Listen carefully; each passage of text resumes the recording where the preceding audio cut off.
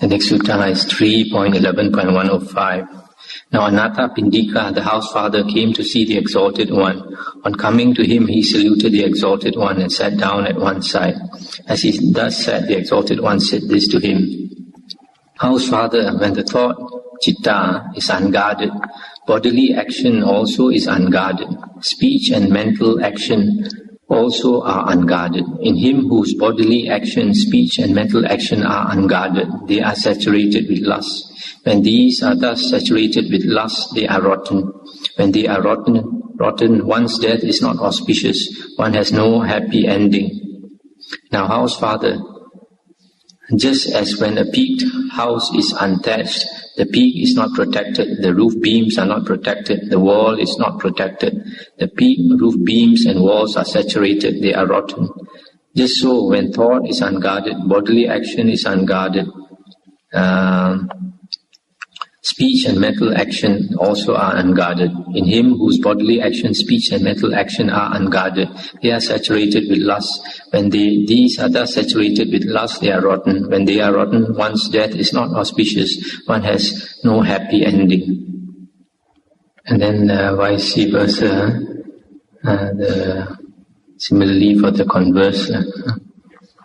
In this sutta, the Buddha is saying, when the thought or citta is unguarded, and the three karmas, the bodily karma, the speech and mental karma are unguarded. They are saturated with lust.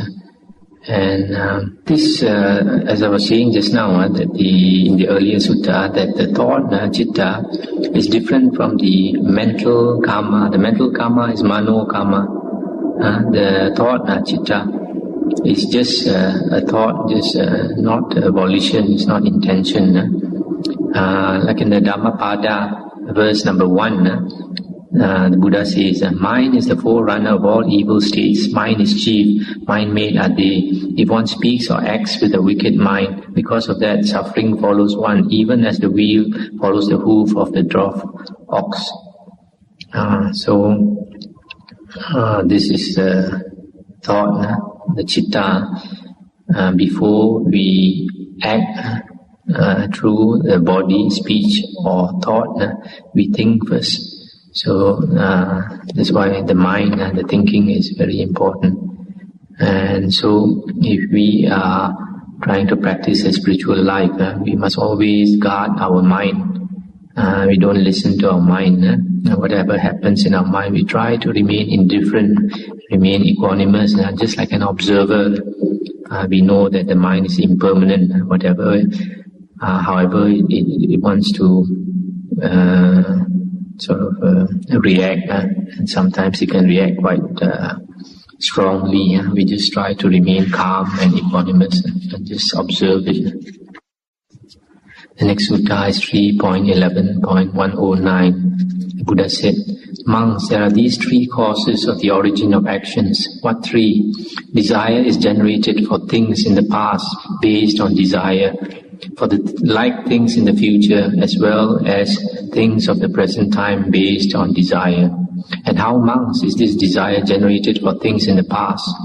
One remembers and turns over in his mind thoughts about things based on desire in the past. As he does so, desire is generated. Becoming desirous, he is fettered by those things. I call this a fetter, monks, that heart full of lust. That is how desire is generated for things in the past based on desire. And how, monks, is this desire generated for like things in the future? One thinks about and turns over in his mind the thoughts of things based on desire in the future. As he does so, desire is generated, etc. And how, monks, is this desire generated in the present? One thinks about things in the present based on desire. As he does so, desire is generated. Becoming desirous, he is fettered by those things. I call this a fetter, monks, that heart full of lust. That is how desire is generated for things in the present based upon desire. These, monks, are the three causes of the origin of actions. And this is the sutta. Here the Buddha is saying that because of thinking, remembering, for example, the things in the past, thoughts about things in the past which gave us pleasure, which gave us happiness, and then thinking about it, desire is generated again for those things in the past. And similarly for future things, based on our past experience of happiness and pleasure, we project into the future that we want to experience those things again in the future.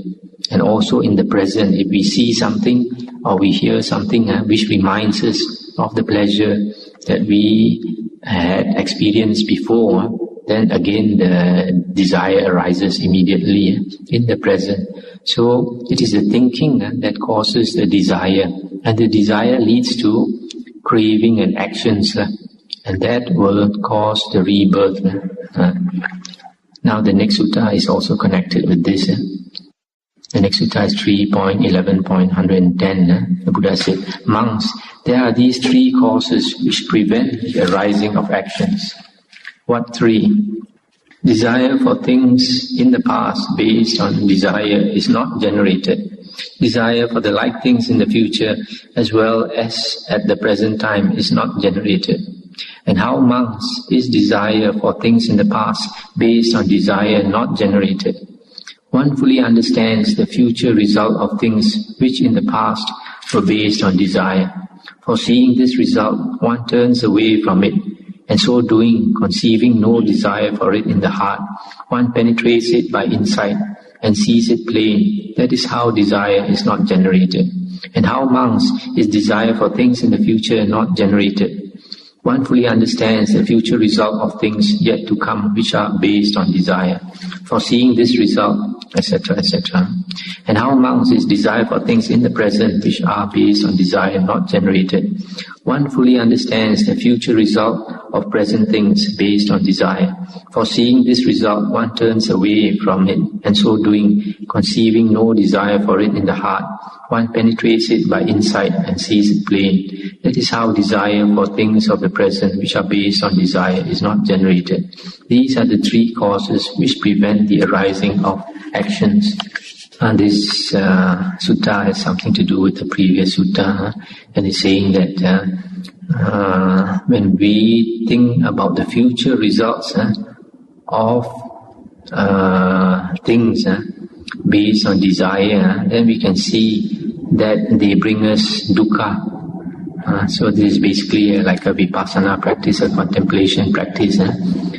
We think about those things that initially we think is going to, that most people want, most people desire for. When we contemplate, then we realize that these things they give us pain. If we obtain the things, we cannot be contented. We cannot be really contented, only very temporarily. And if we don't obtain those things, then we get a lot of suffering. So then we realize it's better to let go of our desires. So whether it's future or the present things, we decide to let go of them because thinking about them, contemplating, we know that they bring us pain. So that is the basis of non-action. Now then, just like to mention a sutta, the Digha Nikaya number 21, called the Sakka Panha Sutta. That sutta actually, although it's concerning Sakadeva Raja, there's a very important principle in that sutta, and I'd like to just go through the gist of it. In that sutta, Sakadeva Raja asked the Buddha, he said, in this world, beings generally like to live in peace, like to live in harmony. Yet, even though they want to live in peace and harmony, there's a lot of hostility, malice, hatred, enmity, fighting, quarrel, etc. among living beings, and asked the Buddha why this is so. Then the Buddha said, oh, it's because of covetousness and jealousy, or you can say greed and jealousy. And then Sakadeva Raja agreed. Then he asked, what is the cause of this greed and jealousy? And then the Buddha said, like and dislike, our discriminating mind. like and dislike. And then again, Sakadevaraja asked, what is the cause of like and dislike? And the Buddha said, desire. And what is the cause of desire? Thinking. What is the cause of thinking? The tendency to proliferation of thoughts in our mind. And then the Buddha said, to stop the tendency for proliferation of thoughts in the mind, we have to realize that there are two kinds of happiness. The Buddha said two kinds of happiness. One is the happiness that we get from thinking. The second one is the happiness which is devoid of thinking. So unless we can attain the happiness which is devoid of thinking, we cannot let go of the happiness due to thinking. So that happiness which is devoid of thinking is basically the jhanas, the one-pointedness of mind, that deep concentration that is attained. Then only we can let go of the tendency to the proliferation of thoughts. And then we can let go of thinking, we can let go of desire, we can let go of like and dislike, and finally let go of greed and jealousy. And so that is a very important principle. So basically, you see, like we in the previous sutta, we remember that desire is generated because we think.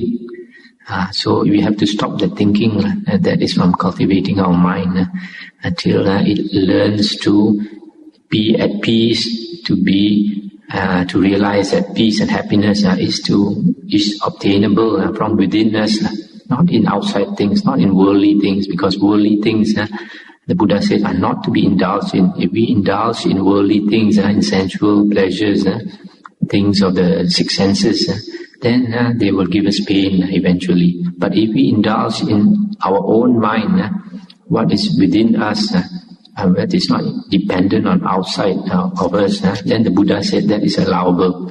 Why so? Because the Buddha said it results in four things, attaining of the four fruitions, Sotapanna, Sakadagami, Anagami, and Arahanthood. That was stated by the Buddha in the Digha Nikaya. So, you see, meditation, initially, we have to use our contemplating mind, the vipassana part, but eventually we have to come to a state when we have to let go of the thinking, and that is that only we can get that from the samatha practice. That's why in one sutta in the Anguttara Nikaya, Venerable Ananda said there's only four ways to attaining arahanthood. One is we practice samatha first, followed by vipassana. The second one is vipassana first, followed by samatha. The third one is samatha and vipassana together. The fourth one is contemplating on the self until the mind becomes one-pointed. And then he will know the way for himself. So the next sutta is 3.12.111. The Buddha said, monks, these three persons are doomed to the downfall, to hell, unless they abandon this habit. Which three? He who, living impurely, claims to live the holy life. He who falsely charges with immorality one who is living the pure holy life, the utterly pure holy life. 3. He who, preaching and holding the view that there is no fault in sensuality, comes to be intoxicated with his lusts. These are the three who are doomed to the downfall, to hell, unless they abandon this habit. This sutta is saying that firstly, a monk who claims to be a monk, but he is actually a very corrupt person, and he breaks the major precepts, which there are four major precepts, the parajikas, which a monk is not allowed to break. If a monk breaks any of these four precepts, the parajikas, he is no more a monk, the Buddha said, even though he wears the robe. First one is he engages in sexual intercourse. The second one is he steals something valuable. That means something like more than 50 Malaysian ringgit or $20 US. And the third one is he kills a human being, or encourages somebody to kill a human being, even to the extent of encouraging a woman to have an abortion. And the fourth one is he does not have supernormal attainment. He claims to have supernormal attainment. And then these are the 4 ways of breaking the major precepts. So if a monk breaks any one of these, that means he is basically impure, but he tries to put a front that he is a pure monk, then he is liable to go down to hell for it. The second one is a person, that means generally a lay person who's angry of a monk, and he makes a charge that the monk is immoral, that the monk is impure, when in fact the monk is a good monk. Then that person is liable to go down to hell. So it's very dangerous for a person to develop hatred for a monk. Sometimes a monk preaches some teaching, and some people, because of their bias, because of their prejudice, because of the way they have been taught, they think that the monk has a wrong view or something. They develop a lot of hatred for the monk. That is very dangerous, because one day he might come to know that the monk is actually preaching the right teachings, and then it's a great loss to him. Third one is a person who teaches that there is no fault in sensual pleasures, and he indulges in sensual pleasures, and he's liable to go down to hell also for it. This is particularly true during the Buddha's time of certain wondrous ascetics, because during the Buddha's time there were a lot of ascetics who practiced the nakedness. So you had men naked ascetics, and you had women naked ascetics, and sometimes because their minds are not developed, they look at each other, and then lust develops in their mind, and then they engage in sexual conduct, and they say there's nothing wrong with it because they don't harm anybody. But the problem is they don't harm anybody, they harm themselves. So these are the 3 things. Now the next sutta is 3.12.112. The Buddha said, monks, the appearance of 3 persons is hard to find in the world. What 3? The appearance of a Tathagata, an Arahant who is fully enlightened, is hard to find in the world. Secondly, the appearance of a person who can expound the Dhammavuddho taught by the Tathagata. And the third one is a person who is mindful and grateful, is hard to be found in the world. These are the 3 persons hard to find in the world. And this is also another quite interesting sutta. The first one is Sama Sambuddha. It's hard to find in the world. That we quite realize. Like in one sutta, the Buddha said he looked into the past 91 world cycles and he found only 6 Buddhas. In our suttas, the Buddha only mentions 6 Buddhas, 6 past Buddhas. It's only later books who talk about 24 Buddhas and 28 Buddhas and all that, but actually on our original suttas, the Buddha only mentioned 6 Buddhas. He only saw 6 Buddhas in the past, and that was by looking over a long period of 91 world cycles. Then the second one is an interesting one, is that a person who can teach the Dhammavuddho, that means the teachings of the Buddha, who can teach correctly the teachings of the Buddha, is very hard to find in the world. There are a lot of people who teach who teach, but they might not teach correctly the teachings of the Buddha. That is why it is very important to take the original discourses of the Buddha as our guide. We stick by the original teachings of the Buddha because we find that there is no contradiction in them. Whereas in other books, you can find a lot of contradiction. So we stick to the original teachings, the original discourses of the Buddha, and then that is the right Dhamma. So here the Buddha is saying is to find somebody who can teach exactly or similar to the original teachings of the Buddha is not easy to find. The third one, a person who is grateful in this world.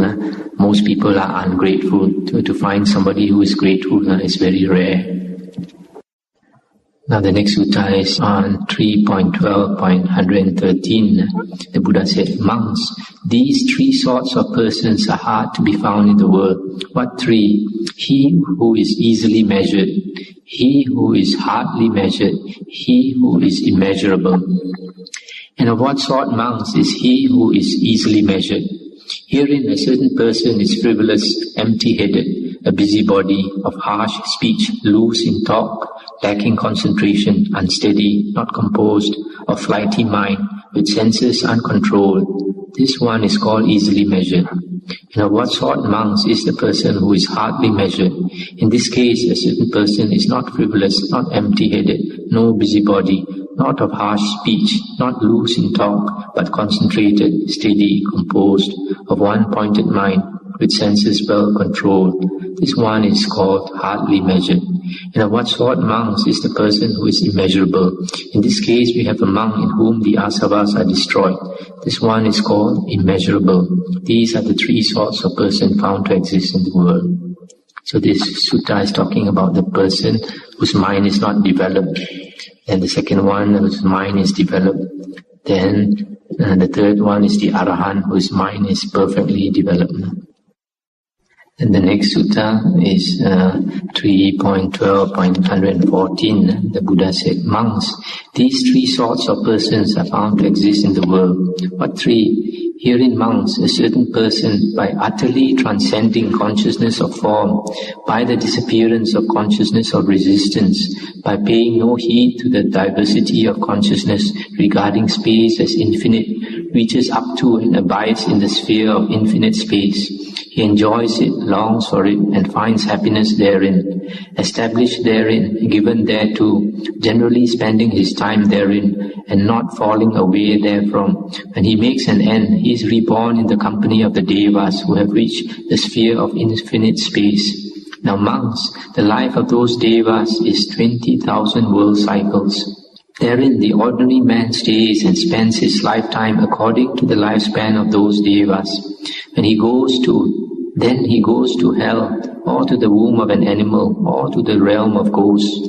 But a disciple of the Exalted One, after staying there and spending his lifetime according to the lifespan of those devas, finally passes away in that very state. Such monks is the distinction, the specific feature, the difference between the educated Aryan disciple and the uneducated ordinary man in the matter of destiny and rebirth.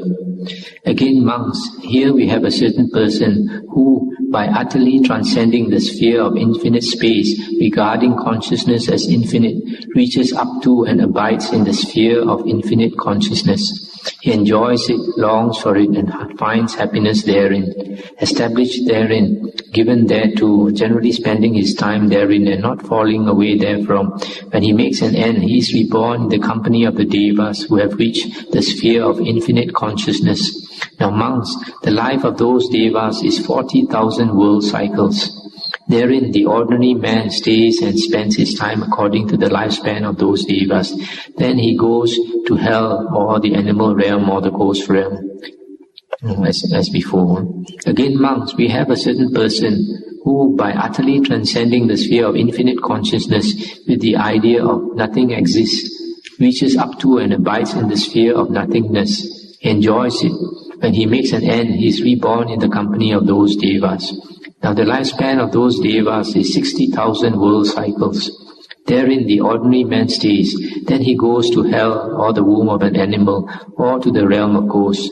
But the disciple of the Exalted One finally passes away in that very state.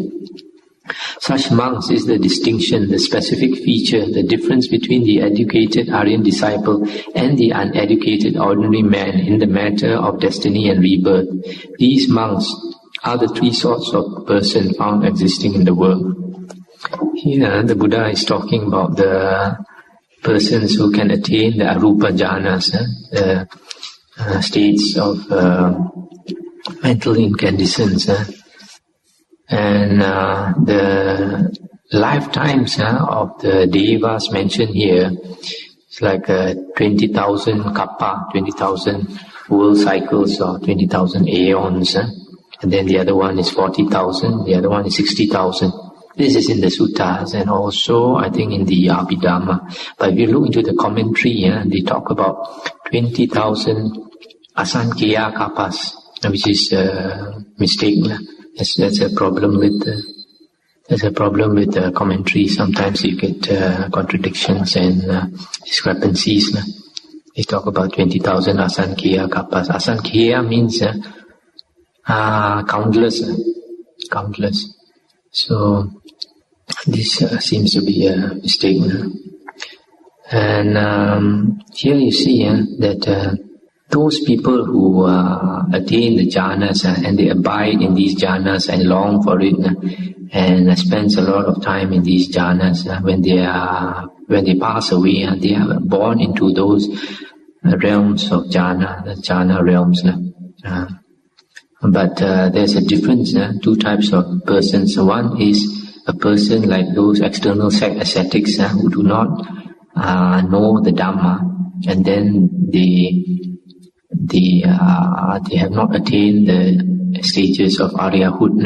So because they have not attained the stages of Aryahood, after they pass away from the Deva planes, they fall down to the lower realms, to the woeful planes. It's possible for them to fall to the woeful planes. Maybe not immediately, but they might take a few steps and fall into the woeful planes eventually. But the disciples of the Buddha do not do so, because disciples of the Buddha are called savakas. Savakas are listeners. People like you are savakas. They listen to the suttas. So because you listen to the suttas, and when you understand the suttas, then even when you reach the planes of jhana, you don't fall back into the woeful planes, because you have transcended any Arya. All the Aryas are never reborn into the woeful planes. You'll never go down to the woeful planes. At the lowest you'll go is the human realm. Come back to the human realm, like the Sotapanna and the Sakadagami, and after that they get out of the samsara. So sometimes people, out of prejudice, they like to say that what's the point of cultivating jhana? After you attain jhana, you come down to the woeful planes again. But this is only true of external ascetics who do not know the Dhamma. Those of us who know the Dhamma, even if we have attained the jhanas, which means our mind is very clear, and combined with the knowledge of the suttas, the knowledge of the Dhamma, the Dhamma Vinaya, then it's not likely that we will fall into the woeful planes.